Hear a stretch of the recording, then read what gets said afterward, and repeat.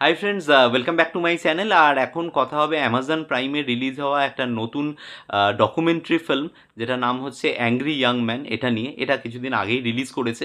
তো যাই হোক, এখন বর্তমান পরিস্থিতি তোমরা জানো যে বিভিন্নভাবে বিভিন্ন পরিস্থিতি আমাদের বিভিন্নভাবে বলতে পারো যে ইনফ্লুয়েন্স করছে। সেই জায়গা থেকে দাঁড়িয়ে আলাদা করে কোনো কিছু দেখা, রিভিউ করা, এই ব্যাপারটা হয়তো করতে পারছিলাম না। তো যাই হোক, মানে যেহেতু এটা জীবন এবং এটা জীবিকা, ফিরতে হলো আবার ওই একই রাস্তায়। এবং ফেরার জন্য যে মোটিভেশনটা দরকার ছিল, সেই মোটিভেশনটা কিন্তু এই পার্টিকুলার ডকুমেন্টারিটা ভীষণভাবে দিয়েছে। কারণ এই ডকুমেন্টারিটা কিন্তু একটা মানুষের জীবনের ওঠা পড়া, তাদের সাকসেস, তাদের গ্লোরি, তাদের ফেলিয়ার, সব কিছু তোমাদেরকে শেখায়। বেশি না, মাত্র 3টে এপিসোড রিলিজ করা হয়েছে। এক একটা এপিসোডের লেন্থ হচ্ছে ওই 45 মিনিটস, এরকম কিছু। 45 মিনিটস, একটা বোধহয় 35 মিনিটস, এইরকম হচ্ছে ডিউরেশন। তো ওভারঅল এই যে সিরিজটা, মূলত সলিম জাভেদ, যারা আমাদের বলিউডের বলতে পারো যে একটা মানে আমাদের ইন্ডিয়ান ফিল্ম ইন্ডাস্ট্রির, ইন্ডিয়ান ফিল্ম হিস্ট্রির একটা বিরাট বড় অংশ, সেই যে রাইটার্স ডুও, তাদের লাইফ নিয়েই করা হয়েছে। এবং এটার আমার এত সুন্দর ভালো লেগেছে যে মানে এইখানে যে ধরো যারা মডারেটর, যারা কোয়েশ্চেন করছে, যারা ধরো ইয়ে করছে, দে আর নট সেলিব্রিটিস। মানে কোনো একজন সেলিব্রিটি বসে আরেকজনকে ইন্টারভিউ করছে, এরকমটা নয়। এখানে প্রথম থেকেই কিন্তু মানে এখান থেকে প্রথম থেকেই যিনি কোয়েশ্চেন্স করছেন, মডারেটর, তাকে কিন্তু একবারও দেখানো হচ্ছে না। আমি প্রথমে ভাবছিলাম হয়তো এটা সালমান খান মডারেট করবে, কিন্তু সেটা কিন্তু না। এখানে মডারেটরকে দেখানোই হচ্ছে না, সে শুধু কোয়েশ্চেন্সগুলো জাস্ট একটা হিন্টস দিয়ে দিচ্ছে এবং তারপর থেকে তারা বলতে শুরু করছে। এবং প্রচুর কথা বলানো হয়েছে জাভেদ আখতারকে, এবং সাথে হচ্ছে তোমার আমাদের সলিম খানকে, যিনি সলমান খানের বাবা, তোমরা জানো সবাই। তো এই যে কাজটা মডারেটরের, সেই কাজটা ভীষণ ভালোভাবে হয়েছে।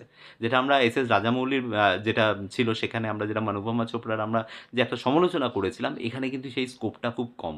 কারণ এখানে যিনি মডারেটর, তিনি কিন্তু তার কাজটা ভীষণ ভালোভাবে করেছেন, which is the essential part of any documentary. Second, এনাদের ডকুমেন্টারি কালারফুল, ভাইব্রেন্ট, এগুলো হবেই। কারণ they brought the concept of angry young man. কিন্তু এটা আমরা সবসময় বলে থাকি যে তৎকালীন সময়, তৎকালীন পরিস্থিতি, রাজনৈতিক পরিস্থিতি, সামাজিক পরিস্থিতি ডিমান্ড করতো এরকম একজন হিরোর। এবং সেই ডিমান্ডটা থেকেই কিন্তু এই অ্যাংরি ইয়াং ম্যান, অমিতাভ বচ্চনের সেই বলতে পারো যে দিওয়ারের সেই লুক, সেই দরজা বন্ধ করে দেওয়া, পিটার তোমারা ইন্তজার मैं यहाँ पे कर रहा हूँ, এইগুলো লেখা। কিন্তু ওরা বলছে যে ওরা কিন্তু এগুলো কনসিয়াসলি করেইনি। হ্যাঁ, হতে পারে হয়তো তাদের যে চাইল্ডহুড, যেভাবে তারা বড় হয়েছে, তাদের যে ব্যাকগ্রাউন্ড, সেখান থেকে হয়তো খানিকটা এই মায়ের কনসেপ্ট বা এইগুলো সমস্ত কিছু মানে এসছে। কিন্তু এটা কিন্তু একবারও নয় যে তারা ডেলিবারেটলি অ্যাংরি ইয়াং ম্যান ইমেজটাকে ক্রিয়েট করেছে। এটা কিন্তু অটোমেটিক্যালি হয়ে গেছে। কিন্তু আমরা ফিল্ম বিশ্লেষণ যারা করি, তারা কিন্তু সবসময় বলি যে তৎকালীন পরিবেশ দ্বারা কিন্তু প্রভাবিত তাদের লেখা। সেটা তারা কিন্তু নিজেরা অ্যাকনলেজ করছে না।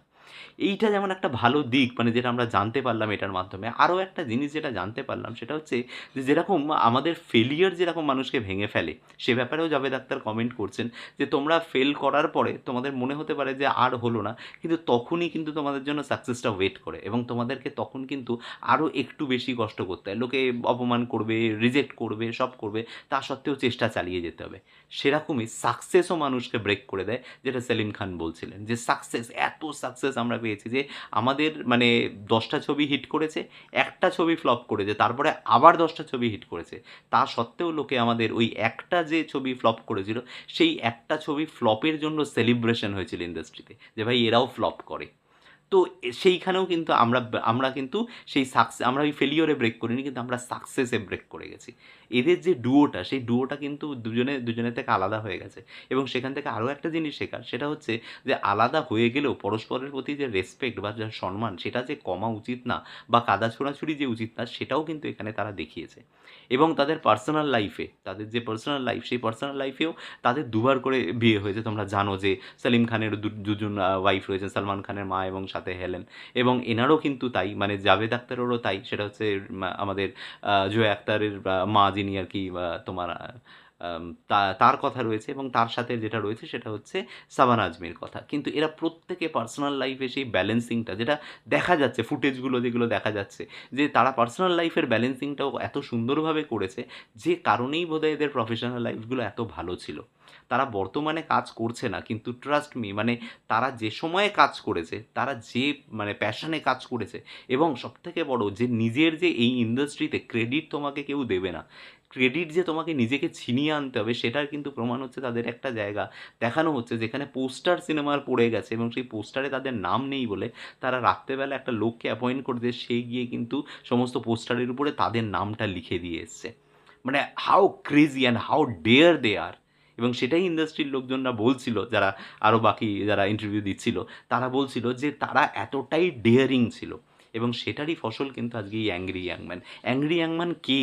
বেসিক্যালি অ্যাংরি ইয়াংম্যান কিন্তু এরা দুজন, যারা কিন্তু অমিতাভ বচ্চনের ওই ইমেজটাকে ক্রিয়েট করেছিল। বুঝতে পেরেছো? তো এই যে ব্যাকগ্রাউন্ডগুলো এগুলো জানলে না জীবনে অনেক বেশি মোটিভেশন পাওয়া যায় এবং এরকম একটা ডার্ক আওয়ার, এই আওয়ারে দাঁড়িয়ে নতুন কিছু করার জন্য, ভাবার জন্য মানুষের তো একটা মানে কী বলবো, একটা মেন্টাল ব্লকেজ ক্রিয়েট হয়ে গেছে। তো সেইটা থেকে বেরিয়ে আসার জন্য এটা definitely a very good relief. মানে অন্তত যারা ফিল্ম বাফ তাদের জন্য এটা ডেফিনেটলি দেখা উচিত। একটা মাস্ট ওয়াচ একটা সিরিজ, একটা মাস্ট ওয়াচ একটা ডকুমেন্টারি সিরিজ, যেটা তোমরা দেখতে পারো অ্যামাজন প্রাইমে।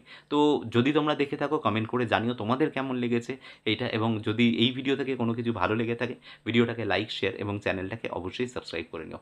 দেখা হচ্ছে তোমাদের সাথে আমার পরের কোনো ভিডিওতে। Till then, bye by.